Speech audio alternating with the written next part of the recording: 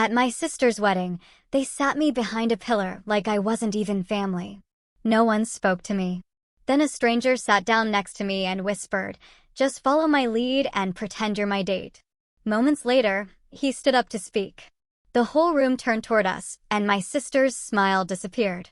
You know, there are moments in life when your own family, the people who are supposed to love and support you unconditionally, somehow manage to make you feel completely invisible. And I'm talking about being so utterly, completely dismissed that it feels like a punch to the gut. Well, that's exactly what happened at my sister's perfect wedding. But what they didn't know was that their carefully crafted illusion, the one where I didn't exist, was about to come crashing down in the most spectacularly satisfying way. But I'm getting ahead of myself, aren't I? Let me start from the very beginning. It all kicked off about 3 months earlier on a Tuesday morning in April. I was living in Denver back then, pouring my heart and soul into being a pastry chef at a cute little boutique bakery downtown. My apartment was small, yeah, but it was cozy, always smelling faintly of vanilla and cinnamon from my late-night baking experiments. That particular morning, I'd been up since 4 a.m., tweaking a new recipe for honey lavender croissants. So, by the time I finally stumbled home around 2 in the afternoon, utterly exhausted, I almost missed it, that elegant, cream-colored envelope, tucked amongst a stack of boring bills and grocery flyers. It was Victoria's wedding invitation. My older sister. The golden child. The daughter who, in our mother's eyes, could simply do no wrong. The invitation itself was formal, traditional, just like Victoria. White embossed lettering announced her union to a man named Gregory, a name I'd literally never heard her mention during our increasingly rare phone calls. I should have been happy for her, right? Sisters are supposed to cheer each other on during these huge life moments. But as I held that invitation, all I could think about was our last family dinner, just 6 months prior. Mom had hosted Thanksgiving at her house in the suburbs. I'd spent 2 solid days perfecting a pumpkin cheesecake, layers of spiced cream cheese, a perfectly crunchy ginger snap crust. It was beautiful. Victoria? She showed up with a store-bought pie. "Elizabeth, you really shouldn't have gone to so much trouble," Mom had said, barely even glancing at my dessert before shunting it to the far corner of the buffet. Victoria's pie looks lovely, so classic and traditional. That's how it always went. Victoria could show up empty-handed and still be showered with praise just for her presence. I could literally bring the moon on a silver platter, and it would somehow be too much, too showy, like I was trying too hard. Tucked inside the wedding invitation was a small, handwritten note from Victoria in her signature perfect cursive. "Elizabeth," it read, "I know we haven't been as close lately, but it would mean everything to have you there. You're my only sister." That evening, I called her. She answered on the 4th ring, sounding completely distracted. "Victoria, I got your invitation." "Congratulations." "Oh, good. I was worried it might get lost in the mail." "Can you make it?" "Of course, I wouldn't miss it." "So, tell me about Gregory. How did you two even meet?" There was a pause, just long enough to make me wonder. "At a pharmaceutical conference. He's a regional director at Bennett Health Solutions. Very successful, very established. Mother absolutely adores him." Of course she did. I found myself wondering if Victoria actually loved him, or if she just loved how he looked on paper. "I'm really happy for you," I said, truly trying to mean it. "Thank you. Listen, I have to run. We're meeting with the wedding planner in 20 minutes. I'll send you more details later." She hung up before I could even say goodbye. I just stared at my phone at the abrupt end to our conversation. A familiar feeling settled in my chest. It wasn't quite sadness. It wasn't quite anger. It was just that dull ache of being perpetually secondary. The weeks leading up to the wedding flew by in a blur of work and preparations. I bought a new dress, a soft blue that I thought complemented my complexion without screaming for attention. I arranged time off from the bakery, much to my boss's dismay since June was our busiest month. I should have known something was really off when Victoria didn't ask me to be a bridesmaid. 5 bridesmaids. 5. I saw them all over her social media posts. College friends, work friends, even our cousin Jessica, who she'd barely spoken to in years. But not me. "The wedding party is already set," she'd explained, when I finally worked up the nerve to ask. It was then I understood. My shared childhood with her meant nothing compared to her current social standing. I'd never be part of her inner circle. The wedding was set for a Saturday in late June at this ridiculously upscale resort just outside Denver. I drove there alone, my new dress carefully hung in the back seat, a small gift wrapped in silver paper on the passenger seat. I'd spent weeks agonizing over what to get them, finally settling on a set of handcrafted ceramic bowls from a local artist. Something thoughtful. Something that showed I cared. The resort was stunning. Manicured lawns stretched towards majestic mountain views, and the ceremony site overlooked a pristine lake. White chairs were arranged in perfect, symmetrical rows, and flowers, oh my God, flowers, seemed to bloom from every single available surface. Victoria had spared no expense. Which, let's be real, meant our mother had spared no expense.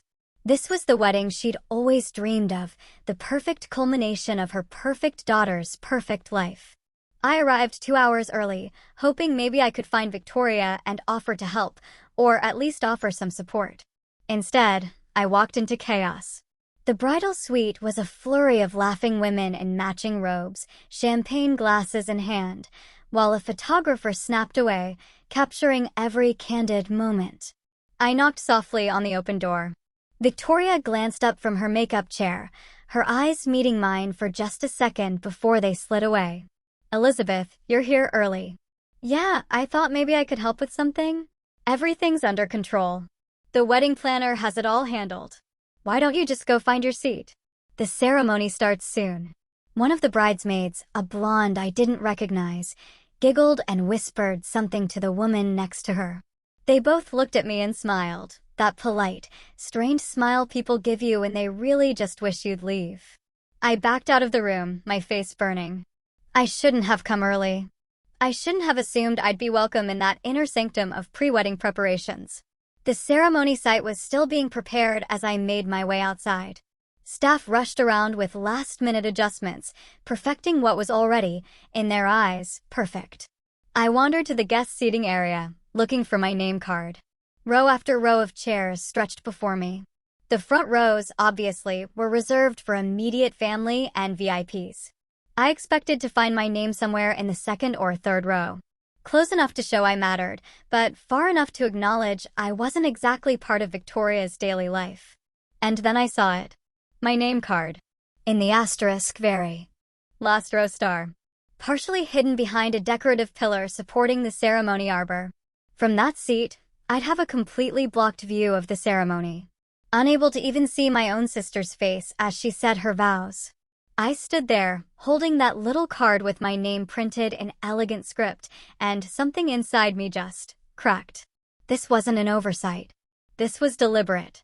This was Victoria's way of putting me exactly where she thought I belonged, out of sight, out of mind, barely acknowledged. I could have left then. I could have driven straight back to Denver, called in sick to work, and spent the rest of the day nursing my wounded pride with a pint of ice cream and bad television. But pure stubbornness kept my feet planted. I was her sister. I'd been invited. And I'd be damned if I was going to give her the satisfaction of my absence. Guests started arriving around 4 p.m. I watched from my position behind the pillar as people found their seats, greeted each other warmly, and snapped photos against the picturesque backdrop. I recognized some faces from family gatherings, aunts, uncles, cousins I hadn't seen in years. None of them noticed me, tucked away in my corner. Our mother arrived 20 minutes before the ceremony, resplendent in a champagne-colored gown that probably cost more than my monthly rent. She was escorted to the front row by a groomsman, beaming, accepting congratulations from everyone she passed. She didn't look back. She didn't scan the crowd for her younger daughter. Why would she? I was exactly where I was supposed to be, invisible. The ceremony began at 5, precisely. Music swelled from hidden speakers, and the wedding party processed down the aisle. Each bridesmaid looked beautiful in their matching sage green dresses, carrying bouquets of white roses and eucalyptus. The groomsmen followed in sharp navy suits. Then came the ring bearer and flower girl, kids I didn't recognize, probably from Gregory's side. Finally, Victoria appeared, on our father's arm.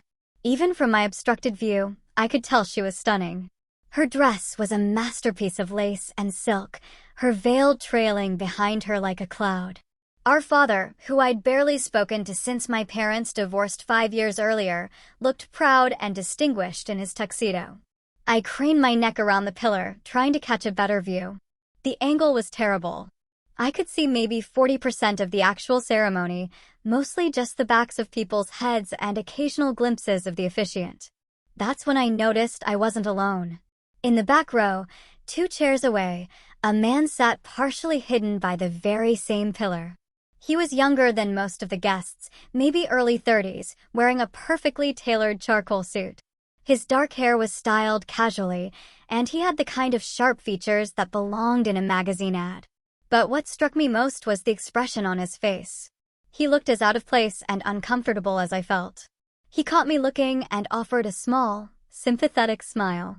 I smiled back weakly before returning my attention to the ceremony, or what I could see of it.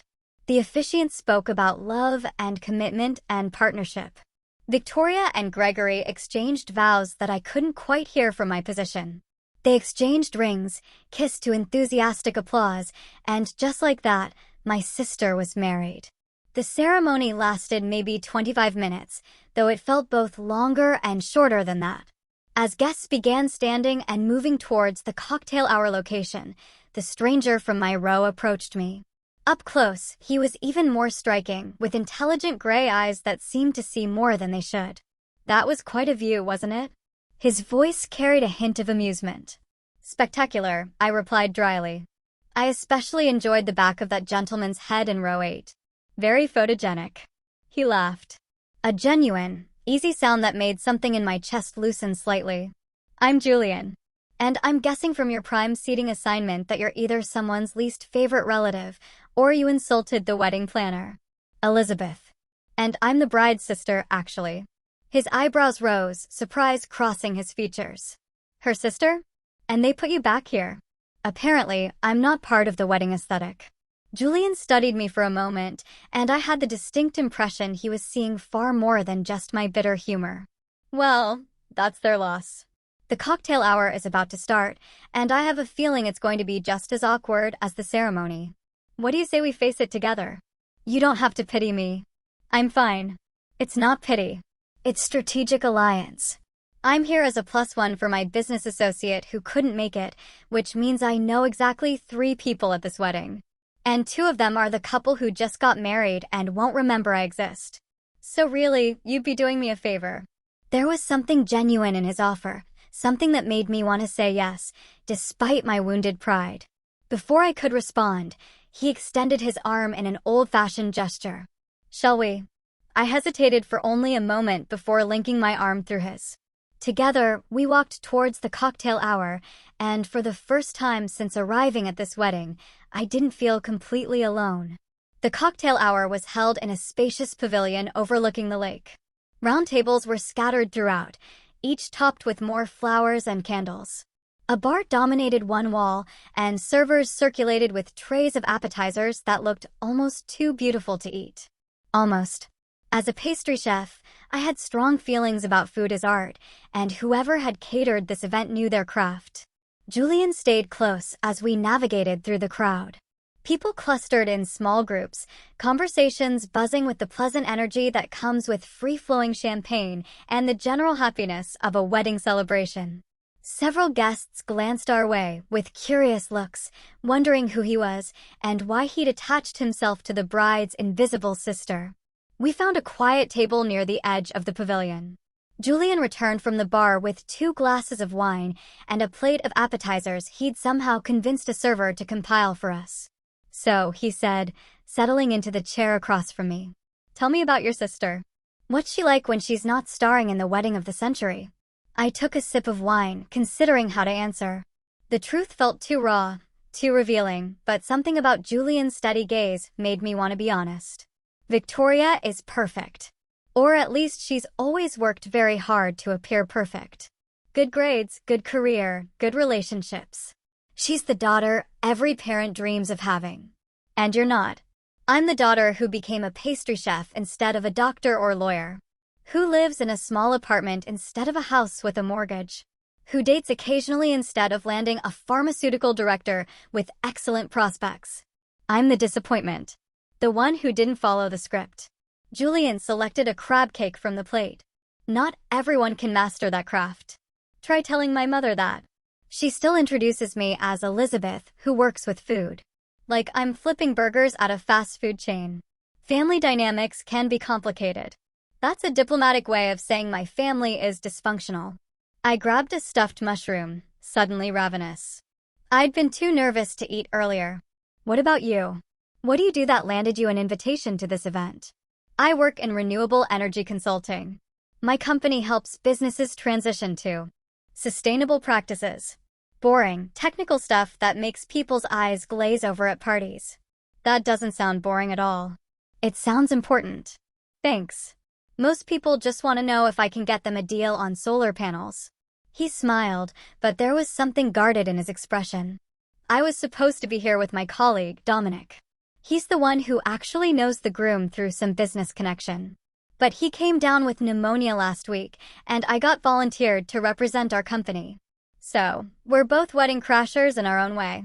Survivors of inadequate seating arrangements, at least. We talked through the cocktail hour, and I found myself relaxing despite the circumstances. Julian was easy to talk to, asking questions that showed genuine interest rather than polite small talk. He wanted to know about my favorite desserts to make, about the challenges of working in a professional kitchen, about why I'd chosen pastry over other culinary paths. I asked him about his work, about the satisfaction of helping companies reduce their environmental impact, about the frustrations of dealing with clients who wanted change, but weren't willing to do the hard work to achieve it. He spoke passionately about renewable energy, about creating systems that could sustain future generations, and I found myself captivated by his enthusiasm. You really believe in what you do, I observed. Is that so surprising? Most people at my sister's wedding seem more interested in appearing successful than actually being passionate about anything. Julian's expression shifted, something calculating entering his eyes. You notice a lot for someone who is sitting behind a pillar. When you're invisible, you learn to watch people. It's amazing what you see when no one knows you're looking. A server approached to announce that dinner was being served in the main ballroom. Guests began flowing towards the entrance, and Julian stood, offering his hand. Ready to see if your seating assignment for dinner is any better? It wasn't. The reception hall was gorgeous, decorated with what must have been thousands of dollars worth of flowers and lighting. Long tables were arranged in a U-shape, with the head table elevated slightly on a platform where Victoria and Gregory would sit with their wedding party. Place cards directed guests to their assigned seats. I found my name at a table in the far corner, positioned so that I'd need to crane my neck awkwardly to see the head table. The chairs around me were empty, suggesting I'd been placed with the overflow guests, the people who had to be invited, but didn't quite fit anywhere else. Julian appeared at my elbow, his own place card in hand. Interesting. I'm at the opposite end of the room. Almost like someone wanted to make sure the unimportant guests were spread out, so we wouldn't cluster and make the seating chart look unbalanced. This is ridiculous. The words came out sharper than I intended, frustration finally breaking through my careful composure. I'm her sister, her only sibling, and she's treating me like I'm some distant acquaintance she felt obligated to invite. You know what? Screw the seating chart. Julian plucked my place card from the table and pocketed it, along with his own. Come on, what are you doing? Improvising. Just follow my lead and pretend you're my date. Before I could protest, he guided me toward a table much closer to the head table, one clearly designated for important guests. He pulled out a chair for me, his hand warm on my back as I sat, and then settled into the seat beside me with the confidence of someone who belonged exactly where he was. Julian, we can, and we did. If anyone asks, there was a mix-up with the seating assignments, and we're fixing it ourselves. Trust me. The table filled quickly with guests who seemed to know each other well. They were Gregory's business associates, I gathered from their conversation, people from the pharmaceutical industry who spoke in acronyms and trade terms I didn't understand. They greeted Julian with familiarity, calling him by name, and he responded with easy confidence that suggested he knew exactly who they were. A woman named Patricia, who introduced herself as the Vice President of Operations at Bennett Health Solutions, smiled warmly at me. "And you must be Julian's girlfriend. He's been keeping you a secret." I opened my mouth to correct her, but Julian smoothly interjected. "Elizabeth prefers to stay out of the spotlight. She's not one for corporate events usually, but she made an exception for this wedding." "How sweet. And how do you know the bride and groom?" "Elizabeth is Victoria's sister, actually." Patricia's eyebrows lifted in surprise. "Oh, I had no idea Victoria had a sister. She never mentioned it during any of our meetings about the wedding arrangements." Her smile faltered slightly, as if realizing how that sounded. "I mean, I'm sure it just never came up in conversation." "I'm sure," I replied, keeping my voice neutral, even as the comment stung. My sister had worked closely enough with Gregory's colleagues to plan aspects of this wedding, and she'd never once mentioned having a sister. Dinner was served in courses, each plate more elaborate than the last. Seared scallops gave way to a fresh salad, then a choice of beef tenderloin or herb-crusted salmon. The food was exceptional, but I barely tasted it. I was too aware of Julian beside me, of the way he played his role as my date with convincing ease. His hand occasionally touched my shoulder or back in small gestures that looked casual but felt intentional. He included me in conversations, deferred to my opinions, made me feel visible in a way I hadn't felt since arriving at this wedding. Between courses, Gregory's father stood to give a speech. He talked about his son's accomplishments, about how proud he was to welcome Victoria into their family, about the bright future ahead of the young couple. He mentioned how Victoria had brought joy and sophistication into Gregory's life, how she was exactly the kind of woman he'd always hoped his son would marry. My mother stood next. Her speech was shorter but no less effusive. She spoke about Victoria's childhood, about her daughter's determination and grace, about how she'd always known Victoria would achieve great things. She talked about the wedding planning process, about mother-daughter shopping trips and cake tastings, and all the precious moments they'd shared. She didn't mention me. It was as if I'd been edited out of the family history entirely. I felt Julian's hand find mine under the table, his fingers intertwining with mine in a gesture of support. I squeezed back, grateful for the anchor. Then came the best man's speech, full of jokes about Gregory's bachelor days and heartfelt sentiments about finding true love. The maid of honor followed with stories about Victoria's perfectionism and her romantic nature, about how she'd always dreamed of a fairy tale wedding. I waited for someone to mention me, to acknowledge my existence in even the most minimal way. But speech after speech passed, and my name never came up. I was the ghost at the feast, present but unseen. Dessert was served, an elaborate tiered creation of chocolate and raspberry that looked impressive, but lacked the depth of flavor it should have had. The ganache was too sweet, the cake layers too dry. As a professional, I couldn't help but critique it, and Julian noticed my expression. "Not up to your standards?" "It's beautiful, but beauty isn't everything. The execution is off. The chocolate is masking the raspberry instead of complementing it, and the texture is too dense. Could you do better?" In my sleep. The words came out more confident than I felt, but they were true. I might be the family disappointment in every other area, but in the kitchen, I knew my worth. "I believe you," Julian said simply. After dessert, the reception transitioned into the dancing portion of the evening. Victoria and Gregory took the floor for their first dance, swirling together under perfect lighting, while a live band played a romantic ballad.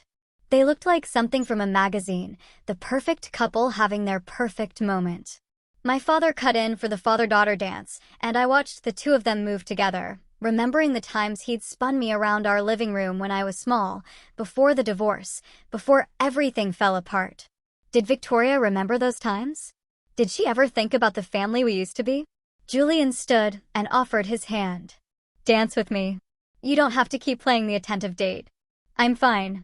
I know I don't have to. I want to. Besides, I'm a terrible dancer and I need someone to step on who won't sue me." I let him lead me onto the dance floor. He wasn't terrible at all. He was quite good, actually, leading with confidence while keeping a respectful distance. We swayed to the music, and I found myself relaxing into the rhythm, into the moment. "Thank you," I said quietly. "For tonight. For sitting with me. For the whole fake date thing. You didn't have to do any of this. Maybe I wanted to. You're interesting, Elizabeth. More interesting than anyone else at this wedding. You barely know me. I know enough. I know you're talented and underappreciated. I know you see through the superficial nonsense that most people accept without question. I know you're hurt, but you're trying not to show it, and that takes strength." His words hit something deep inside me, a place I'd been protecting all evening. My eyes burned with unshed tears, and I blinked rapidly, refusing to cry at my sister's wedding. The song ended and transitioned into something more upbeat. Other couples joined the dance floor, and Julian guided us to the edge, away from the crowd. "I need some air," I admitted. "Let's go outside." We slipped out of the ballroom onto a terrace that overlooked the gardens. The evening air was cool and welcome after the warmth of the crowded reception. Fairy lights twinkled in the trees, creating a magical atmosphere that felt at odds with the turmoil inside me. "I shouldn't have come," I said, leaning against the terrace railing. I knew it would be like this, but some part of me hoped it would be different. That maybe Victoria would remember we're sisters. That maybe she'd want me here for real, and not just to check a box on her obligation list. Julian stood beside me, his shoulder touching mine. Family can be the most complicated relationship we have. We're bound to them by blood, but that doesn't guarantee love or respect, or even basic consideration. You sound like you're speaking from experience. My father and I haven't spoken in 3 years. He had very specific plans for my life. And when I chose a different path, he made it clear I was no longer the son he wanted. So yes, I understand what it feels like to be the disappointment. I turned to look at him, seeing new layers in his expression. "I'm sorry. That must have been painful." It was. It is. But I learned something important from it. The people who are supposed to love us unconditionally are still people, with their own limitations and prejudices and failures. Sometimes the family we choose matters more than the family we're born into. Is that what tonight is? You choosing to be kind to a stranger. Maybe it started that way. But you're not a stranger anymore, Elizabeth. And this isn't just kindness. There was something in his voice, something that made my heart beat faster. Before I could respond, the terrace doors opened and a group of guests spilled out, laughing and talking. The moment broke and Julian stepped back slightly. "We should probably go back inside. I think they're about to cut the cake." The cake-cutting ceremony was everything I expected. More photos, more speeches, more perfect moments carefully choreographed for maximum impact. Victoria fed Gregory a small bite with delicate precision, and he returned the gesture with equal care. No smashed cake in faces. Nothing undignified. Perfect control, as always. As servers distributed slices of the wedding cake, I noticed my mother making her way through the crowd, stopping to chat with various guests. She was in her element, basking in the reflected glory of her daughter's successful wedding. When her gaze finally landed on me, surprise flickered across her features, followed quickly by disapproval. She approached our table with measured steps, her smile tightening as she drew closer. "Elizabeth, I didn't expect to see you sitting here. This table was reserved for Gregory's business associates." "There was a seating mix-up," Julian said smoothly, before I could respond. "I'm Julian, one of Gregory's renewable energy consultants. Elizabeth and I are here together." My mother's gaze swept over Julian, taking in his expensive suit and confident demeanor. I could see her recalculating, reassessing my presence based on the caliber of my companion. "I see. Well, it's lovely to meet you, Julian. I'm Eleanor, Victoria's mother." She emphasized the words as if to remind me of my place in the hierarchy. "I wasn't aware Elizabeth was seeing anyone." "We've been keeping things quiet," Julian replied, his hand finding mine on the table. "Elizabeth is quite private about her personal life." "Yes, she is." Eleanor's smile didn't quite reach her eyes. "Elizabeth, dear, I hope you're enjoying the wedding." Victoria worked so hard to make everything perfect. "It's beautiful," I said, forcing the words out. "She must be very happy." "She is. Gregory is exactly the kind of man I always hoped she'd marry." Successful, established, from a good family. It's everything a mother could want for her daughter.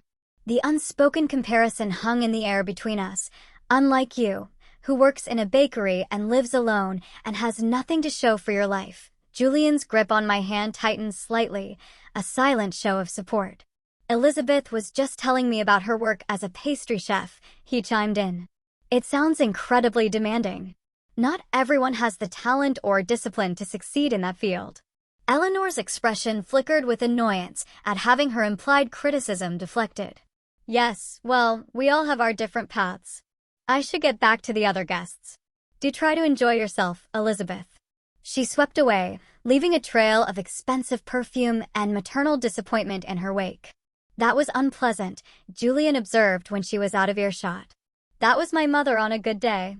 You should see her when she's really trying to make a point.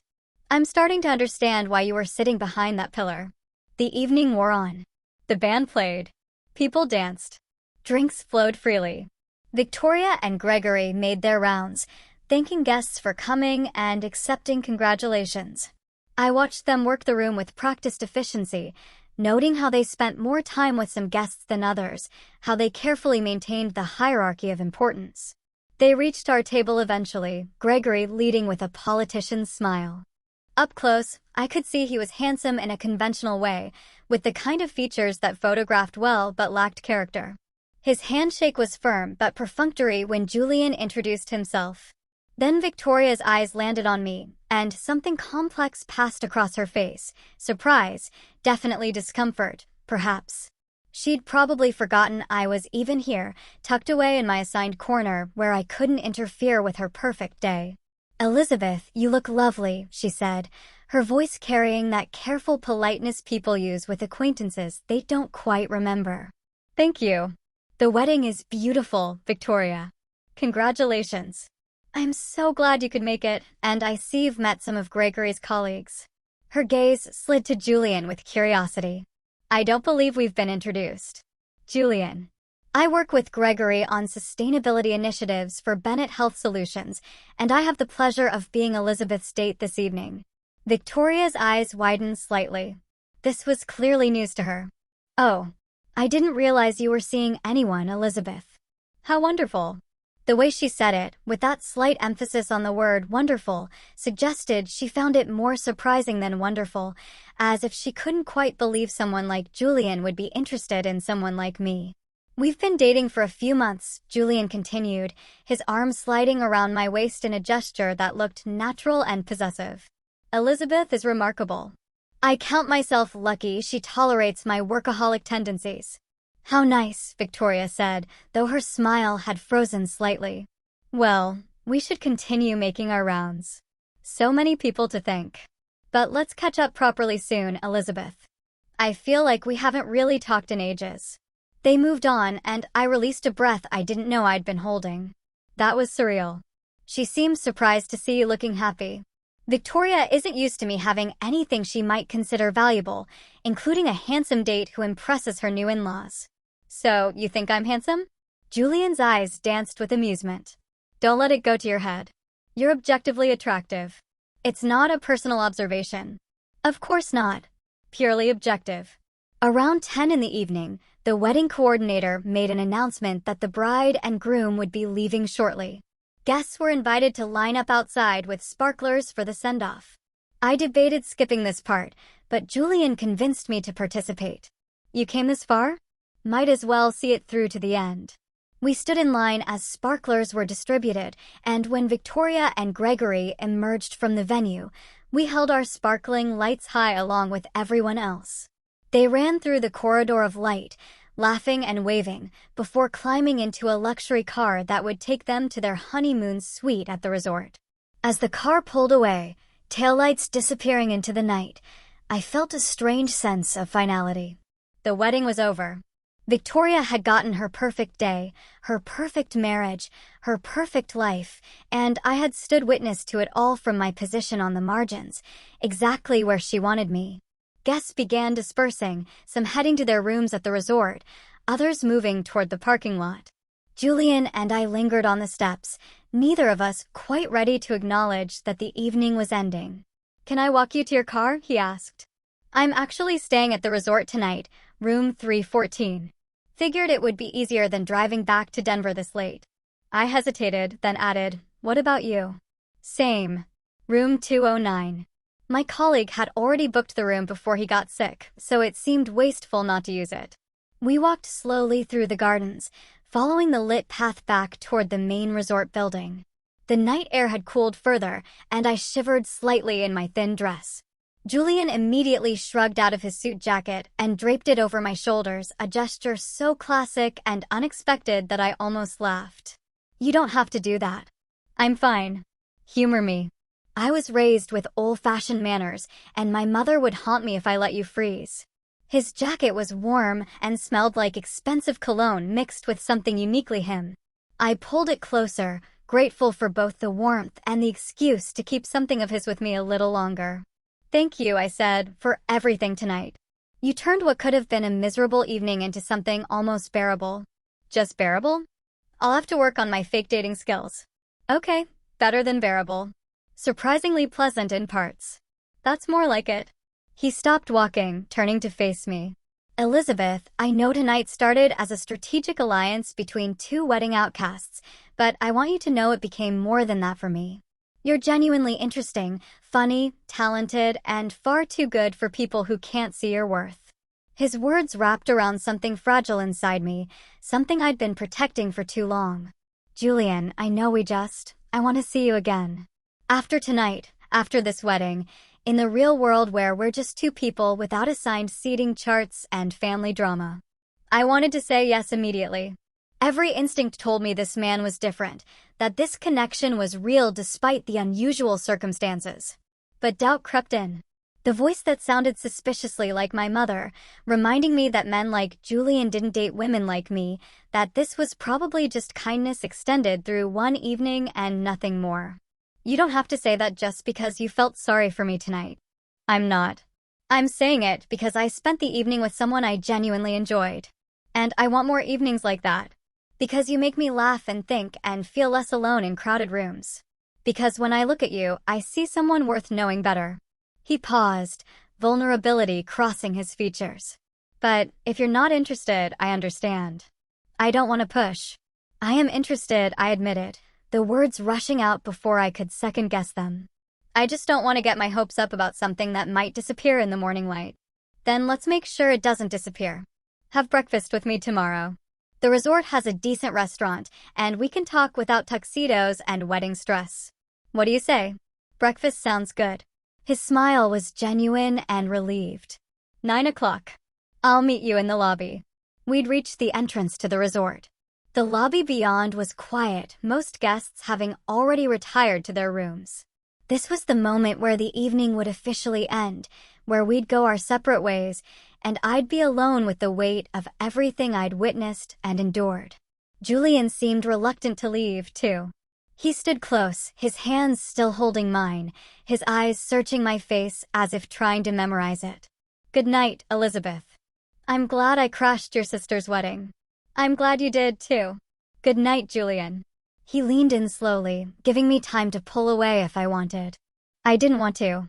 His lips met mine in a kiss that was gentle and questioning and somehow exactly right. It lasted only a moment before he pulled back, his thumb brushing my cheek. Then he was walking away toward the elevators, and I was standing alone in the lobby, wearing his jacket and touching my lips and wondering what exactly had just happened. I made my way to my room in a daze. The space was nice, decorated in neutral tones with a view of the gardens. I hung Julian's jacket carefully in the closet, changed into my pajamas, and collapsed onto the bed. My phone buzzed with a text from Victoria. Thanks for coming tonight. It meant a lot to have you there. I stared at the message for a long moment. Asterisk, it meant a lot? Really? Asterisk, was that why she'd relegated me to the worst seat in the house? Why she'd never mentioned having a sister? Why she looked surprised to find me at a decent table during the reception? I typed and deleted several responses before settling on something non-committal. Congratulations again. The wedding was beautiful. She responded immediately.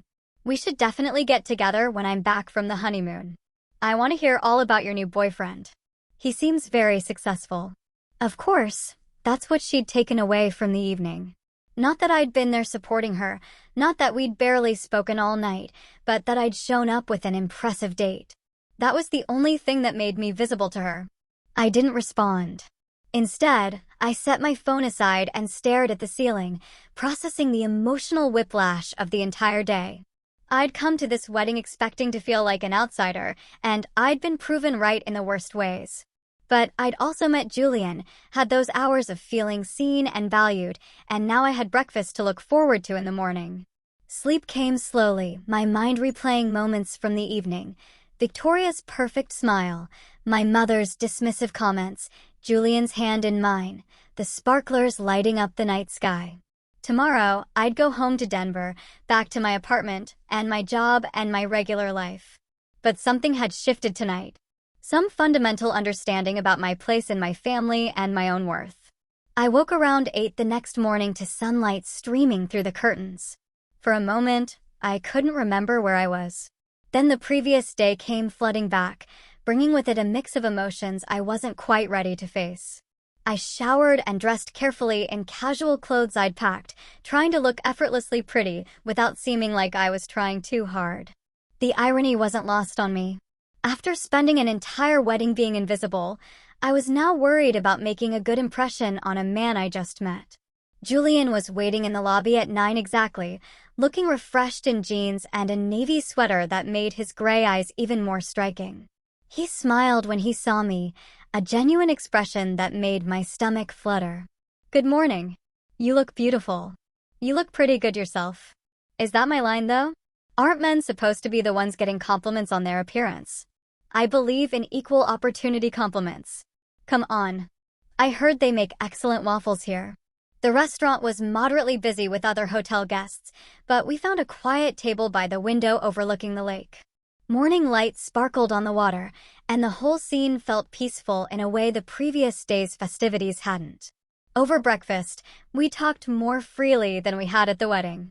Julian told me about his work, about a particularly challenging project he was managing with a manufacturing company resistant to change. I told him about the bakery, about my boss who was brilliant but temperamental, about the satisfaction of creating something beautiful and delicious that brought joy to people. "You light up when you talk about baking," Julian observed, cutting into his waffle. "It's obvious you love what you do." "I do. It's the one area of my life where I feel completely confident. No second guessing, no wondering if I'm good enough. I know I'm good at what I do." "Then why do you let your family make you feel otherwise?" The question was direct, almost confrontational, but his tone remained gentle.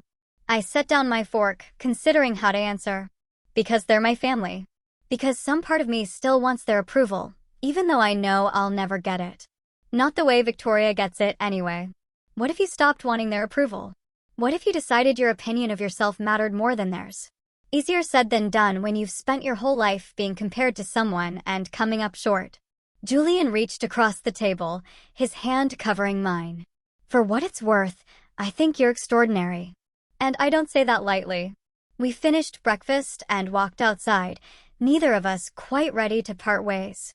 The morning was beautiful, the kind of June day that promised summer without the oppressive heat. Other guests were checking out, loading luggage into cars, heading back to their regular lives. "I should probably get on the road soon," I said reluctantly. "I have work tomorrow, and I need to prep some things this afternoon." "Before you go, can I ask you something?" Julian's expression turned serious. "Last night, watching how your family treated you, seeing how they've made you feel small and unimportant, it made me angry. Not just sympathetic, but genuinely angry on your behalf."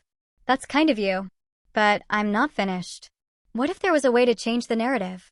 To make them see you differently? To give you back some of the power they've been taking from you all these years?" I studied his face, trying to understand where this was going. "What do you mean?" "I mean, what if we continued this? Not fake dating, but real dating. What if we spent time together, built something genuine, and along the way, showed your family that you're not the disappointment they've painted you as?" "Julian, I'm not going to use you to make my family jealous. That's not fair to you. You wouldn't be using me. I'm offering because I want to see you again regardless. But I also want to help you if I can. Think about it. Your sister just married a pharmaceutical executive, right? Well, I happen to be someone her new husband's company needs. Someone who could make things very interesting for them. A chill ran through me that had nothing to do with the morning air. What are you saying exactly? Julian's expression shifted, becoming more calculating than I'd seen before. I'm saying that Gregory's company, Bennett Health Solutions, has been in talks with my firm about a major sustainability overhaul. It's a multi-million-dollar project that would significantly improve their environmental impact and their public image. I'm one of the lead consultants on the proposal. And you'd use that as leverage somehow? Not leverage exactly. Just an opportunity to remind them that people they overlook might be more important than they realize. Your family, especially Victoria, seems very invested in status and success. What if you suddenly had access to that world through me? What if they had to see you differently? I should have said no. I should have thanked him for the thought, but explained that revenge wasn't my style, that I was above such pettiness. But standing there in the morning light, remembering every slight and dismissal from the night before, something darker whispered that maybe I deserved a little vindication. This feels manipulative, I said slowly. Is it more manipulative than seating you behind a pillar at your own sister's wedding? Than never mentioning you have a sister to colleagues she worked with on planning? Than your mother pretending you don't exist in her speeches? Julian's voice was passionate. Sometimes the people who hurt us need to be shown consequences. Not cruelty, just consequences.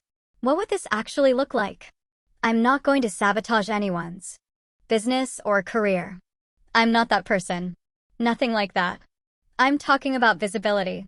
About making sure you're present and acknowledged at future family events. About your sister and mother realizing that dismissing you means potentially damaging relationships that matter to Gregory's career. About you finally getting the respect you deserve, even if it starts from a place of obligation rather than genuine affection. It was twisted logic, and I knew it. But it was also seductive. How many years had I spent being invisible? How many family gatherings had I endured being treated as lesser? The thought of Victoria being forced to acknowledge me, to include me, to treat me like I mattered, it was intoxicating. I need to think about this, I said finally. Of course, take all the time you need. But, Elizabeth, whether you agree to any of this or not, I meant what I said about wanting to see you again. That part is real. No manipulation involved. We exchanged phone numbers before parting. Julian kissed me goodbye, another gentle kiss that made my heart race. And then I was driving back to Denver, my thoughts in turmoil. The next week passed in a blur of work and confusion. Julian texted me daily, casual messages about his day that gradually built into longer conversations. We talked about everything and nothing, books we'd read, places we wanted to travel, childhood memories that shaped us. He never pushed about his proposition, never brought up Victoria or revenge or any of it. He just talked to me like I was someone worth knowing. On Friday, he called. I have a business dinner next Thursday in Denver. A potential client I'm trying to woo. Would you want to join me? Fair warning, it might be boring corporate talk, but I'd love your company. Are you sure? I don't know anything about renewable energy consulting. That's exactly why I want you there. You'll keep me honest, keep the conversation from disappearing completely into jargon. Plus, the restaurant is supposed to have an incredible pastry chef. I thought you might enjoy critiquing their desserts. I laughed to spite myself. You're bribing me with professional reconnaissance. Is it working? Yes. What's the dress code? Thursday arrived faster than I expected. I left work early to prepare, changing into a black dress that was elegant without being flashy. Julian picked me up at 7, looking devastatingly handsome in a dark suit. The restaurant was upscale, the kind of place where the menu doesn't list prices and the wine list requires a sommelier to navigate. Julian's client was already there, a middle-aged woman named Patricia, who I recognized from Victoria's wedding. She'd been at our table, one of Gregory's colleagues from Bennett Health Solutions. Her eyes widened with recognition when she saw me. Elizabeth, what a lovely surprise. I didn't realize you and Julian were still together. Still together and going strong, Julian said smoothly, his hand warm on my back. Elizabeth has been patient with my crazy work schedule. We sat, and I tried to fade into the background as Julian and Patricia discussed the sustainability project. But Patricia kept pulling me into the conversation, asking about my work, expressing genuine interest in the bakery. That sounds fascinating. I have such respect for people who work with their hands, who create tangible things. My job is all spreadsheets and conference calls. Sometimes I miss making something real. The dinner progressed pleasantly, and when dessert arrived, a deconstructed lemon tart with lavender cream, I couldn't help offering my professional opinion. The components are technically excellent, but they're fighting each other rather than creating harmony. The lavender is too strong, overwhelming the lemon instead of complementing it. Patricia leaned forward with interest. Could you fix it? If you were making this, what would you change? I found myself explaining the balance of flavors, the importance of letting each element shine without dominating. Julian watched me with something like pride, and Patricia listened intently, asking follow-up questions that showed she was genuinely engaged. You know, we're planning a major corporate event in August, Patricia said as coffee was served, a celebration for the successful completion of our sustainability project. Assuming Julian's team delivers everything they've promised, of course. She smiled at him. We haven't settled on a caterer yet. Would your bakery be interested in handling the desserts? I blinked, caught off guard. We're a small operation. I'm not sure we'd have the capacity for a large corporate event. Let me rephrase. Would you personally be interested in creating desserts for the event? We could work around your schedule, and I'm authorized to offer very competitive compensation. Julian squeezed my hand under the table, a silent show of support. Elizabeth's work is exceptional, he added.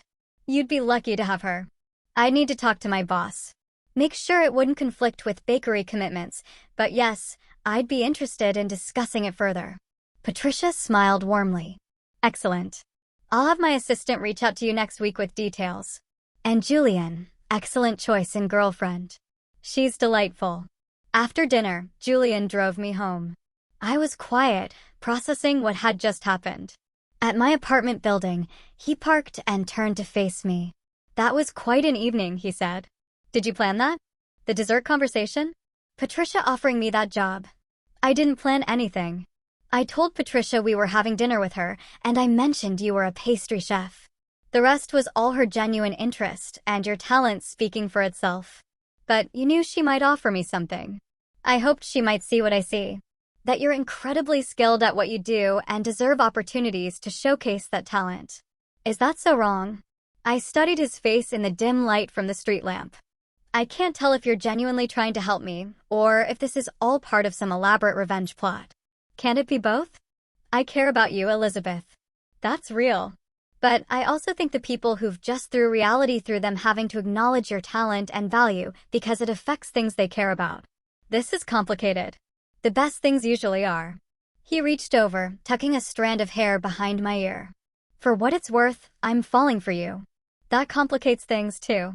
But I'm not sorry about it. My breath caught. Julian, you don't have to say anything. I just wanted you to know where I stand. Now go inside before I do something impulsive, like kiss you senseless in front of your building. I got out of the car but leaned back through the window. I'm falling for you too, just so you know. His smile could have lit up the entire city. Good. That makes what comes next easier. What comes next? Patience. You'll see. The following week, Patricia's assistant called with details about the corporate event. It would be in mid-August, celebrating the completion of Bennett Health Solutions' transition to sustainable practices. They wanted an elaborate dessert spread for 200 guests, and they were offering 3 times my usual rate. I discussed it with my boss, who was thrilled at the prospect of the exposure and the money. We worked out an arrangement where I'd use the bakery kitchen during off hours, and the bakery would get credited as a partner, while I'd receive the bulk of the payment. Julian. And I fell into a pattern over the next few weeks: dinners, movies, long conversations that stretched late into the night. He was easy to be with, making me laugh and challenging me to think differently about things. The physical attraction was undeniable, but what surprised me was how much I enjoyed simply being around him. We didn't talk much about Victoria or my family during those weeks. It was like we created a bubble where that drama didn't exist, where I could just be myself without the weight of family expectations. Then, 6 weeks after the wedding, Victoria called. Elizabeth.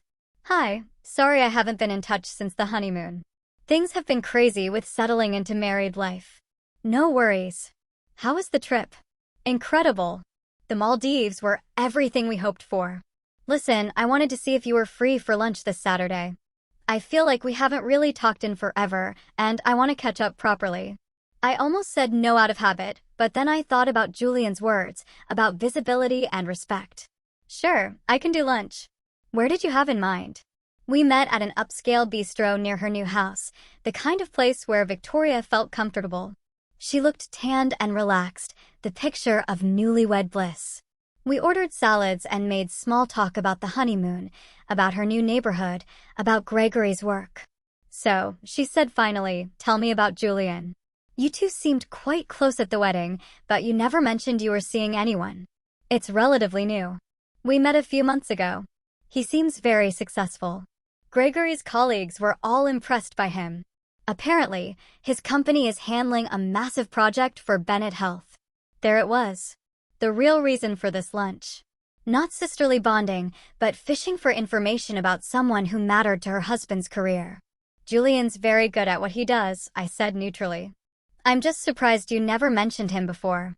I mean, I told you all about Gregory when we started dating. Had she though? I remembered stilted phone calls where she'd mentioned having a boyfriend, but provided few details. But pointing that out would only create conflict, and I was curious to see where this conversation was heading. I tend to keep my personal life private. Well, I'm glad you're happy. And I heard you're doing the desserts for the Bennett Health event in August. That's wonderful. Gregory mentioned Patricia was very impressed with you. It's a good opportunity. Victoria stirred her salad absently. Listen, I wanted to apologize if things felt weird at the wedding. I know the seating arrangement wasn't ideal, and I feel bad that we didn't get much time to talk. The seating arrangement? She had the grace to look uncomfortable. That was the wedding planner's mistake. She didn't understand family dynamics, and by the time I saw the setup, it was too late to change things without causing chaos. You could have mentioned having a sister to Gregory's colleagues. To anyone. But you didn't. That's not fair. Of course, people know I have a sister. Patricia didn't. She was surprised at the wedding when Julian mentioned it. She said you'd never brought it up during all your planning meetings.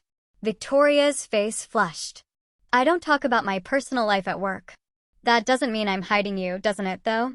When was the last time you invited me to anything? When did you last call just to talk? Not because you needed something or had an obligation. Elizabeth, you're being dramatic. We are sisters. Of course, we have a relationship. Do we? Because from where I'm sitting, we have a biological connection and not much else. You treat me like an afterthought. Like someone you have to include out of duty, but would rather forget. Victoria set down her fork, her composure cracking slightly. Is that really what you think? That I don't care about you? I think you care about me the way you care about distant cousins. Present at major events, but not really part of your life. And honestly, I've accepted that. What bothers me is the pretense. Don't invite me to lunch and act like we're close when we both know we're not. Fine. You want honesty?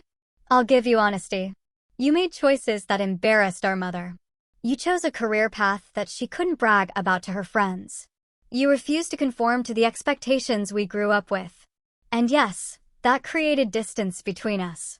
I'm sorry if that hurts your feelings, but it's the truth. Her words confirmed what I'd always suspected, but never heard spoken aloud. I wasn't the disappointment because I'd failed. I was the disappointment because I'd refused to compete on their terms. Thank you for finally being honest, I said quietly. But here's some honesty back. I'm not embarrassed by my choices. I love what I do, and I'm good at it. If that's not enough for you or Mother, that's your problem, not mine. And I'm done apologizing for being myself. I stood, placing enough cash on the table to cover my meal. Thanks for lunch, Victoria. And congratulations again on your marriage. I hope it brings you everything you're looking for. I left before she could respond, my hands shaking as I walked to my car. The conversation had been brutal, but necessary. Something inside me had shifted. Some fundamental refusal to keep accepting crumbs of affection from people who saw me as lesser. Julian called that evening. I told him about the lunch, about Victoria's admission, about how I'd finally stood up for myself. "I'm proud of you," he said. That took courage. It felt good. Terrifying, but good. Like I finally said things that needed saying. "Are you ready for the next step?" Not just as the pastry chef. "I want you visible and acknowledged and impossible to dismiss." Are you ready for that? I thought about Victoria's face during our lunch, about my mother's dismissive comments at the wedding, about all the years of being treated as less than. Yes, I'm ready. The 3 weeks passed in a flurry of preparation. I worked obsessively on the dessert menu, creating elegant individual portions that would be both beautiful and delicious. Chocolate raspberry tarts with gold leaf, lemon panna cotta with edible flowers, miniature opera cakes with perfect layers, honey lavender macarons that melted on the tongue. Each piece was a work of art, proof of my skill and dedication. Julian helped where he could, taste testing components and offering honest feedback. Our relationship had deepened during this time, moving from the exciting uncertainty of new romance into something more solid. I was in love with him. Though I hadn't said the words aloud, I suspected he felt the same. The night of the event arrived. It was being held at an elegant event space downtown, all glass walls and modern architecture. I'd spent the afternoon setting up the dessert display, arranging each piece on tiered stands with strategic lighting to highlight the artistry. I'd changed into a stunning emerald dress Julian had insisted on buying me, telling me I needed to look as impressive as my desserts. My hair was styled in soft waves, my makeup flawless. When Julian saw me, his expression made the effort worthwhile. "You're breathtaking," he said simply. "You clean up pretty well yourself." The event was already in full swing when we made our entrance.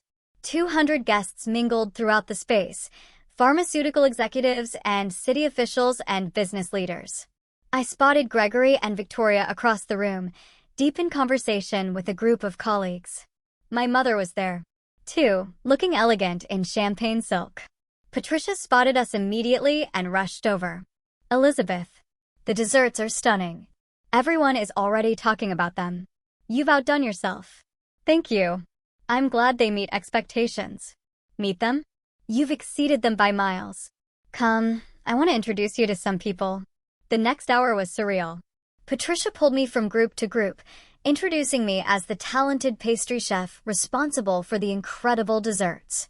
People complimented my work, asked about my training, requested business cards. I was visible in a way I'd never been at family events, acknowledged for my actual skills rather than dismissed for my choices. Julian stayed close, his presence both supportive and strategic. He made sure to mention our relationship to everyone we spoke with, positioning me not just as the chef, but as his partner.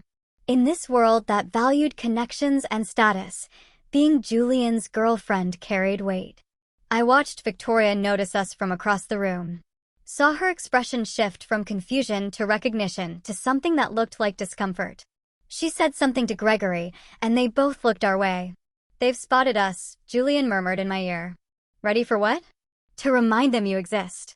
Before I could respond, Gregory was approaching with Victoria beside him. Up close, he looked strained, his smile not quite reaching his eyes. "Julian, Elizabeth, good to see you both." "Elizabeth, I've heard nothing but praise for your desserts. Very impressive work." "Thank you. I'm pleased they've been well received." Victoria stood slightly behind Gregory, her expression carefully neutral. "Hi, Elizabeth. Everything looks beautiful." "Thank you, Victoria." An awkward silence stretched between us. Finally, Gregory broke it. "Julian, I was hoping we could discuss the final phase of the sustainability project. There are some budget considerations we need to address." "Of course." "Elizabeth, would you excuse me for a few minutes?" I nodded, and the two men moved away, leaving me alone with Victoria. The moment felt heavy with unspoken words. "You've been busy," Victoria said finally. "Landing major catering jobs, dating important consultants. Quite a change from the last time we talked." "I've always been busy. You just never noticed." "That's not fair, is it? You spent years dismissing what I do as insignificant. Now that it's benefiting," Victoria's carefully maintained composure cracked slightly. "What do you want from me, Elizabeth?" "An apology." "Fine. I'm sorry. I didn't appreciate your career choices. I'm sorry the wedding seating was bad. I'm sorry we're not closer. Is that what you need to hear? I don't need anything from you anymore. That's what you don't understand. I'm not the little sister begging for scraps of approval. I've built a life I'm proud of with people who value me for who I actually am. People like Julian, you mean? Gregory says he's very influential in his field. Very useful to know. The implication stung, even though I'd expected it. You think I'm using him, or that he's using me? That's the only way you can understand this, isn't it? As a transaction. I'm just saying it's convenient. You show up at my wedding alone and invisible. And now suddenly you're dating someone Gregory's company depends on and getting hired for major events. It's quite a transformation. Before I could respond, Julian returned with Gregory. Both men looked tense, and I wondered what had been discussed in their brief conversation. Victoria, we should mingle with the other guests, Gregory said, his tone brooking no argument. There are several board members here we need to speak with. Victoria shot me one last unreadable look before allowing Gregory to guide her away. I released a breath I didn't know I'd been holding. That looked intense, Julian observed. Are you okay?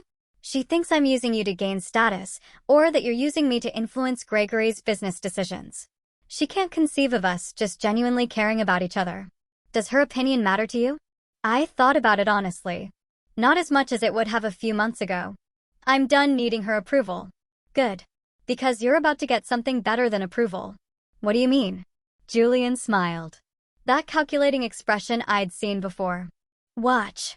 Patricia approached the microphone set up near the dessert display. The room quieted as she began to speak about the successful sustainability project, thanking Julian's team for their excellent work. Then she pivoted to discussing the event itself. I also want to recognize someone who made tonight extra special. Elizabeth, could you join me up here? My heart hammered as I made my way to the front. Patricia smiled warmly and continued. Elizabeth created every single dessert you've enjoyed tonight. Her artistry and skill transformed our celebration into something truly memorable. But more than that, she represents exactly the kind of innovation and dedication we're trying to foster at Bennett Health Solutions, which is why I'm pleased to announce that we'll be partnering with her for all of our major events going forward. Elizabeth, thank you for your incredible work. The room erupted in applause. I stood there stunned as Patricia handed me an envelope containing the contract we'd apparently just entered into. My eyes found Julian in the crowd, saw his proud smile, and understood that he'd orchestrated this moment perfectly. Then I found Victoria. She stood next to Gregory, clapping along with everyone else. But her expression was complex. Surprise, certainly, discomfort, maybe even a hint of respect she'd never shown before. Our mother stood beside them, looking equally shocked. For the first time in my life, I was the center of attention in a room that included my family. And it was because of my own merit, my own skills, my own worth. Not because I'd married well or achieved conventional success, but because I'd excelled at something I loved. The applause faded, and I returned to Julian's side. He pulled me close, kissing my temple.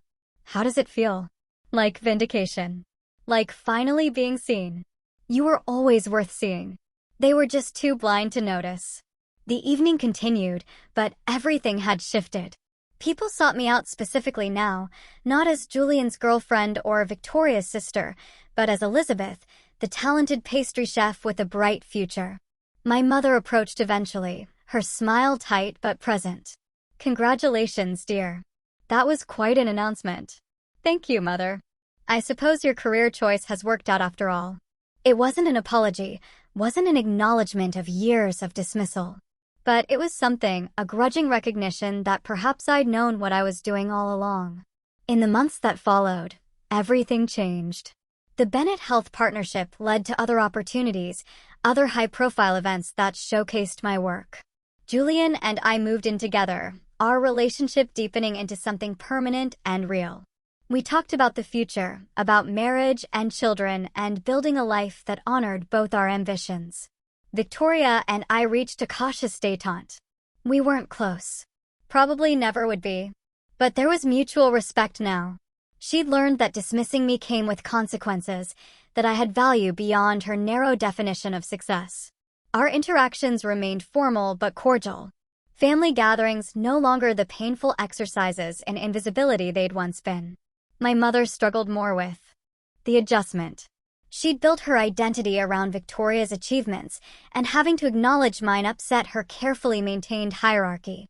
But even she couldn't ignore the reality of my success, the respect I'd earned in my field, the life I'd built on my own terms.